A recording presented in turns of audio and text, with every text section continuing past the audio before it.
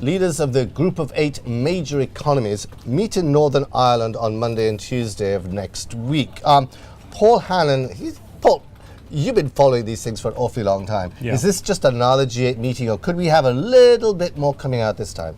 I'm afraid I'm going to go for the first option there. It's just another G8 meeting. The world has moved on since the G8 was the deciding body, the most important summit of the year. I mean, now it's the G20 that really does the business. They'll be meeting in Russia in November. What the G8 leaders can do is express a desire for various things to happen, but they cannot make it happen. They need the Chinese, they need the Indians. But this could be quite an interesting thing because of Syria, the news Syrian overnight that the US might actually be helping the Syrian rebels. Yeah, absolutely. I mean, that decision has certainly put an interesting spin on next week's events. I mean, you'd have to see it as a potential source of tension. You're going to have President Obama there, and you're going to have the Russian Vladimir Putin will be there as well. And of course, they don't see eye to eye on this at all. Syria, the Assad regime, is a traditional ally of Russia. Russia does not want to see that regime change. The US, the UK, and France clearly believe otherwise. They want to see a political transition. Mr. Putin is actually going to be here in London on Sunday night to meet with Mr. Cameron. I suspect when that was planned, the intention was to try and persuade him around to to meeting them at least halfway.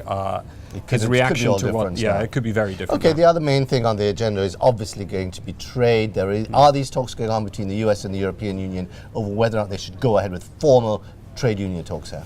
I think the UK government would be absolutely delighted if it was able to, on Monday, get President Obama, President Hollande, Chancellor Merkel, and of course the Prime Minister together and say, look, this is what we're doing to boost the world economy. We're launching free trade talks that will generate X number of jobs, X number of additional units of GDP.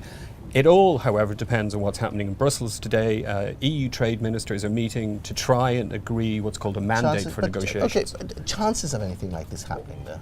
Or what are they? It's pretty up in the air. It could happen. I mean, you can't rule it out. And if it were to happen, optimistic, Paul. Well, this is not like for a change. If it were to happen, I think everyone would be delighted because that would give them something positive to announce at this. And that's something we could all do with, I should imagine. But obviously, there is another third major contentious issue here: taxes, corporate taxes, personal taxes. The fact is that everybody's arguing over where these taxes should be paid and how they should be paid. Yeah, I mean, I don't think it's contentious in the sense that every government on earth wants to increase its tax take, right? They're all under immense fiscal pressure at the moment. Again, with this meeting, what they can do is they can come out and say, in principle, we want, information sharing, automatic sort of revelation of where people are earning their money, where they're paying taxes, what kind of profits they're making, all of that kind of thing. But again, the G8 is not the body that can do this. The G20 is. The G20 finance ministers will meet in Russia again next month. They will get a report from the OECD, which will set out the ways that the OECD thinks you can start so this to clamp down. This is nearly like a preliminary meeting for the G20 in some ways. They are 8 of the world's most important leaders. What they want is important. And if they say, it's a very top priority for us that this gets dealt with, then, you have to pay a certain amount of attention. And this is all taking place in Enniskillen, a small Northern Irish town. Why there? Well, it's the symbolism. It's now peaceful.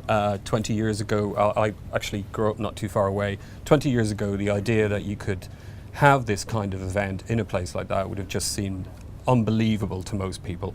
What it is, I think what Mr. Cameron wants to point to it as is a sort of inspiration, a sort of source of hope for people who are confronted by apparently intractable problems such as the conflict in Syria, and say to everyone gathered around the table, look, if the political will is there, if the willingness to talk is there, it can be done. Paul, thank you. Okay, thanks.